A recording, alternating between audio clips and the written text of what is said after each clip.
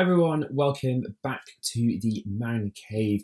It feels like it has been some time, and welcome to the first episode of Talking Tech.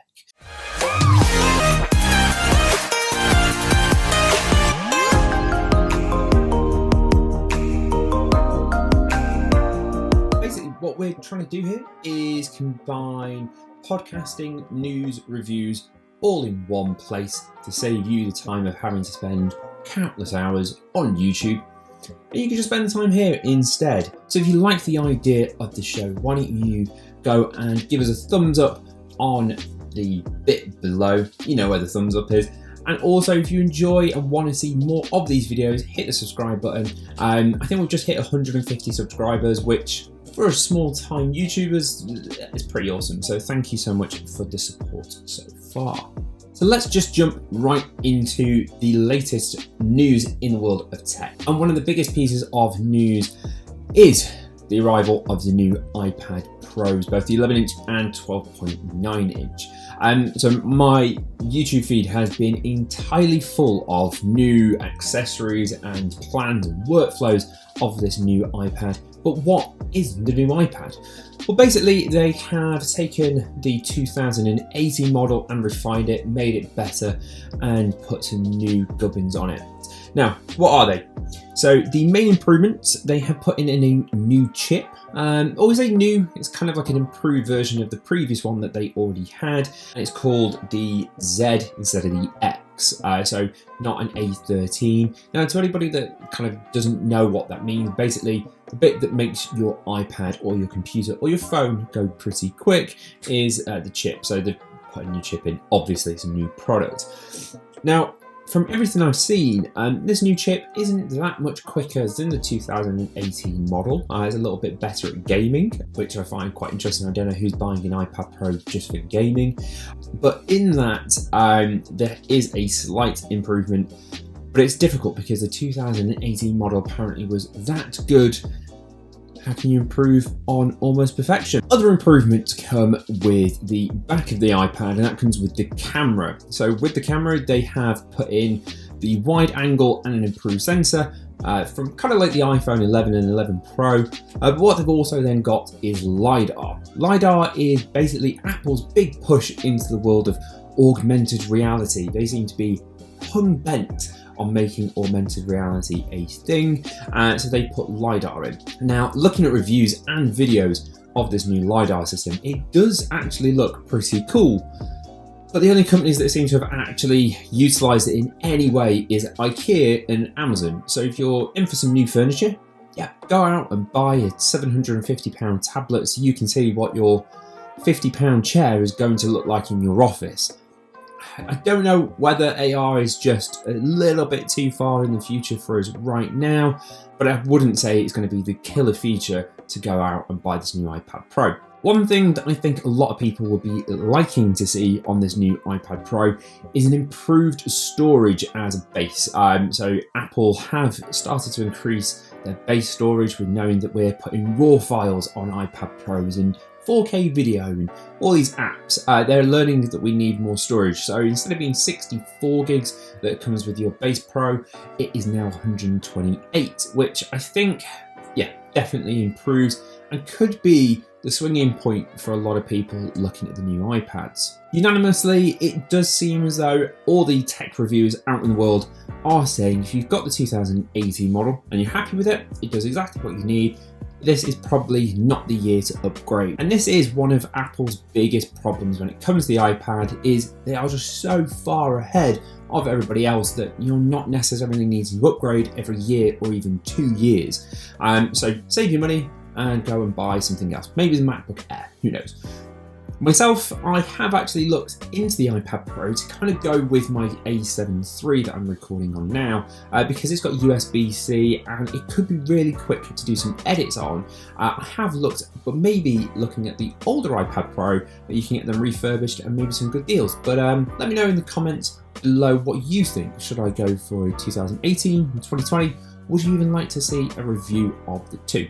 And in gaming news, we now have more details of the upcoming PS5 and Xbox Series X, which is exciting. It keeps us going through these dark times. News coming from both camps regarding their controllers. So we've had some new redesigns or improvements on previous designs come through.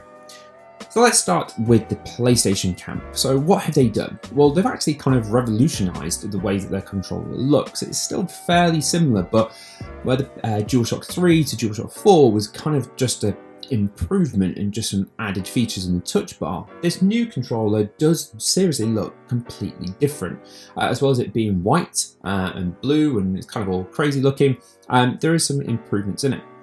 So going through, we have a built-in microphone, which I think is actually quite a neat feature if you're kind of a bit more casual. You've got it maybe on your TV, you've got your sound bar, but you're still wanting to be able to chat to your friends and not have to set up mics. To have it built into the controller, that is a pretty cool move. They've also gone for a more ergonomic design. I think kind of similar to the Xbox design. I think a lot of people since the 360 days have actually said that the kind of Xbox controllers are a bit more comfortable to use long term compared to the PlayStation, and it seems as though they've gone that way. They have still gone for the built-in battery, but are hoping to get more hours out of their single charge. One of the things that I do think plagued, especially at the beginning of the DualShock 4, is just that kind of poor battery life. It's about, 6 hours before having to charge it. The Xbox controllers with a decent battery added to it lasts for just days. So big improvements coming that way as well. For all of us relics out there that still have things that are connected through a headphone jack, there is news. It is still on the new PlayStation controller. One of the biggest features I actually think the DualShock 4 had was the addition of the headphone jack, where you can obviously plug it in, pop it on the headphones, and if you're playing at night, not wanting to wake up people in your flat or your house, what a brilliant way to do it. Yeah, so that is still in. Now for Team Xbox, they've kind of gone for, I don't know, the same? It's almost like they think that the design of the previous Xbox controller is pretty nailed on. If you look at that, the Pro version, it's just like a better version of it, and this is just a continuation of the controller we have here. There's a new share button, brilliant and exciting I guess, and they've gone from micro USB to USB-C, so it does seem as though we're really starting to see that transition of all devices being USB-C, which for this old MacBook isn't good news. But they have still got the removable battery sections. You can either put AA's in, or like I bought a kind of retachable, reprogrammable, rechargeable battery. Now you do see on kind of a lot of comments that some people hate this and some people love it. I actually read a comment that kind of changed my mind slightly on it, and they basically said, if your PlayStation controller battery dies, well, that was the PlayStation battery dead. Whereas if you actually die with on Xbox, well, you just change the battery. So pros and cons to both, I feel. But let us know in the comments which side you're going for. Are you going for PlayStation? Are you going for Xbox? Which do you think have won this round? Something that both of the controllers have also got is new adaptive triggers, which I think is a huge thing.